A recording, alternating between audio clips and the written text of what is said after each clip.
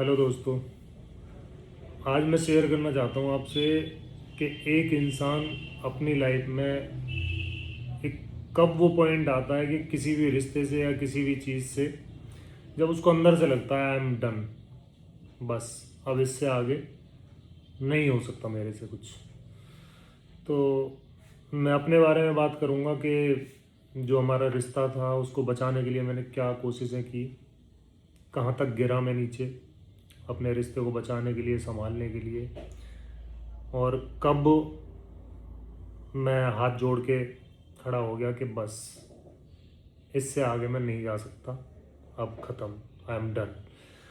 तो जैसे ही जब तक चीज़ें ओपन नहीं हुई थी, पता नहीं चला था, तब तक बस यही सब चल रहा था कि शायद कुछ मिसअंडरस्टैंडिंग है या किसी बात का गुस्सा है या हो सकता है कुछ चीज़ पसंद नहीं आ रही है। तो तब तक मैं कोशिश करता गया। फैमिली भी बैठी, मैं भी बहुत अपनी तरफ से सारी कोशिशें की। लास्ट तक मतलब एक सबसे बड़ी चीज़ होती है कि एक पति के लिए अपनी पत्नी के पैर छूना, माफ़ी मांगना, ये सब मैं वहाँ तक गया क्योंकि मुझे डर था अपना रिश्ता टूटने का। मैं नहीं चाहता था कि हम दोनों अलग हों कभी फ्यूचर में। मैंने हर वो संभव कोशिश की। तो जिस भी चीज़ का उसने बोला कि मुझे साथ नहीं रहना, मुझे डाइवोर्स चाहिए और तुमसे नफ़रत हो गई है, तो मैं पूछता था आखिर हुआ क्या है, कोई रीज़न तो दे कि मुझे रहना ही नहीं है साथ। यकीन मानो, मैं कई दिन तक उससे माफ़ी मांगी, इवन उसके पैर छुए, उसके पैर पकड़ के माफ़ी मांगी। मगर कुछ भी है, तुझे मेरी तरफ से कुछ भी बात अगर गलत लगी है तो मैं माफ़ कर दे मेरे को, मैं माफ़ी मांगता हूँ, रिश्ते को संभाल ले, बचा ले। रिश्ता टूटेगा तो मैं टूट जाऊंगा। मुझे लगता था ऐसा कि मतलब अगर ये रिश्ता ख़त्म तो मैं ख़त्म। बट जिस दिन ये चीज़ ओपन हुई, जिस दिन मुझे पता चला कि इसके पीछे रीज़न क्या था, वो चीट कर रही थी, तो उसके बाद भी ये टोटल एकदम से चेंज हो गई जैसे ही पता चला मेरे को। तो बिल्कुल इसका जो अपोजिट पार्ट है वो सामने आ गया। तो 3-4 महीने में पहली बार इसकी वॉल्यूम थोड़ी डाउन हुई और रोने लगी, कहती मुझे एक मौका और दे दो। मैंने भी पता नहीं कैसी दिल पे पत्थर रख के अपने इस रिश्ते को बचाने के लिए कि शायद नादानी में कुछ गलती कर गई है, मैं अपना बड़कपन दिखाता हूँ, रिश्ते को बचाने की कोशिश करता हूँ। मैंने किया।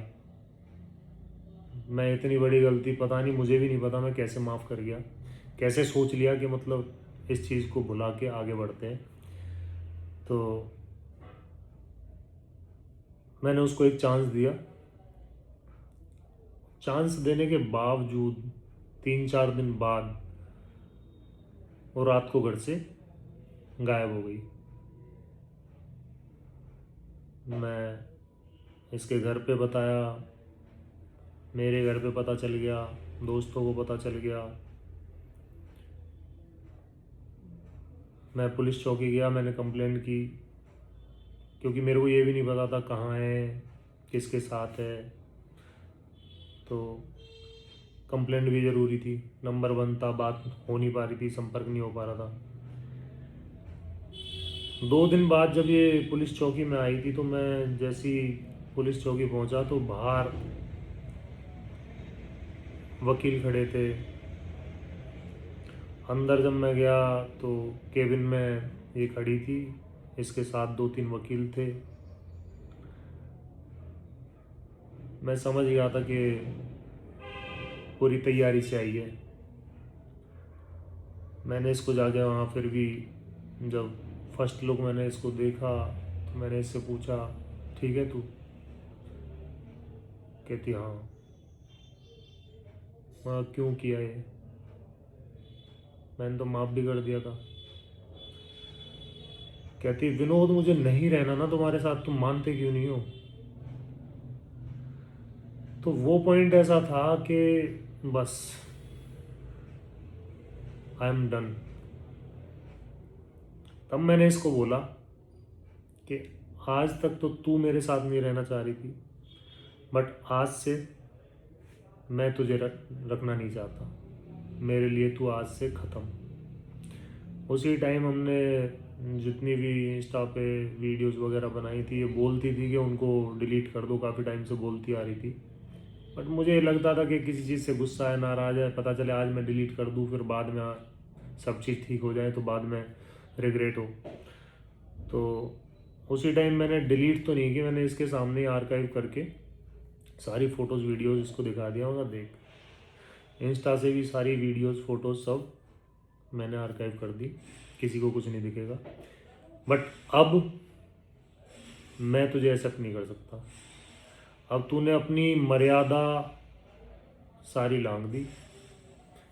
तेरी इतनी बड़ी गलती भी मैंने भूल समझ के माफ़ कर दी, लेकिन जो ये तू रात को घर से गायब हुई है, भागी है, अब नहीं। तो वो एक टाइम था जहाँ मुझे लगा कि अब बात अपने जीने की, अपने सेल्फ रिस्पेक्ट की है, कि गिड़गिड़ाना इंसान को वहाँ चाहिए जहाँ आपकी गलती हो।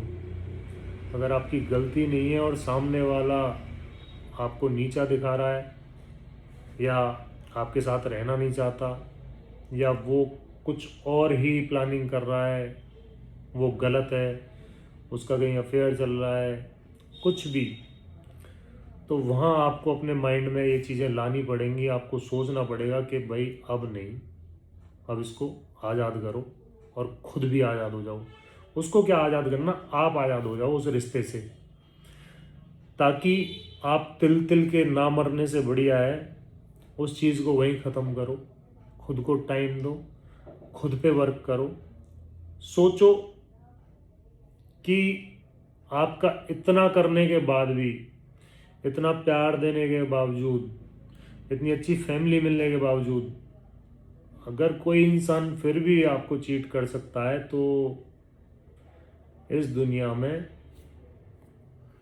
वो टाइम कभी मत लाना अपनी लाइफ में कि ये सोच लेता है ना इंसान कि ये नहीं तो मैं नहीं, कि जिस दिन ये ख़त्म मैं ख़त्म, जिस दिन ये रिश्ता ख़त्म मैं ख़त्म।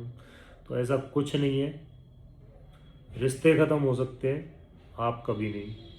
रिश्ते गलत हो सकते हैं, आप कभी नहीं। अगर आप सही हो तो, सामने वाला गलत है तो आप सही हो सकते हो। अगर आपकी कमी है तो आप गलत हो। तो कभी भी लाइफ में कोई गलत डिसीजन मत लेना। मैंने सोचा, 2 बार कोशिश की, बट मैं नहीं कर पाया। मेरे सामने मेरी फैमिली आ जाती थी, मेरे भाई आ जाते थे, जिन भाइयों ने मुझे अपनी औलाद से ज़्यादा प्यार किया। मैं उनको इतना बड़ा दुख नहीं दे पाया, और शायद कभी दे भी नहीं पाऊँगा, क्योंकि मुझे पता है कि वैसे तो मैं छोटा हूँ, मेरी बैकबोन वो है, बट बैकबोन क्या लगा लो, मैं अपने फैमिली के लिए, अपने भाइयों के लिए सब कुछ हूँ। सीरियसली अगर मैं कुछ गलत कदम उठा जाता तो पता नहीं मैं उनको देख पाता नहीं देख पाता, पर मुझे पता था मेरा परिवार ख़त्म हो जाता। तो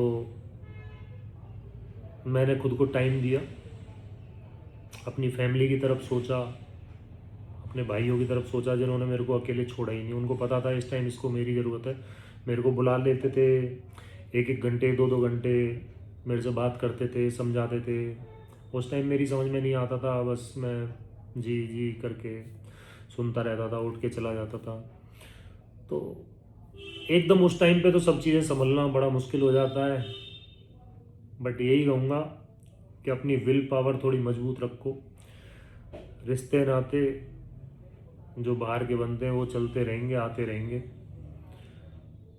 कभी भी अपने आप को हार मत करना। बुरे से बुरा टाइम आता है, वो भी टल जाता है। आप एक दिन बहुत अच्छे मुकाम पे पहुंचोगे अगर आप खुद को समझोगे, खुद के साथ टाइम स्पेंड करोगे और खुद को मजबूत बनाओगे। तो कोई भी रिश्ता आपको कमज़ोर नहीं कर सकता। आप खुद मजबूत हो, अपने पे ध्यान दो, कभी भी किसी रिश्ते की वजह से, किसी सेकंड पर्सन की वजह से अपने आप को नुकसान मत पहुंचाना। धन्यवाद।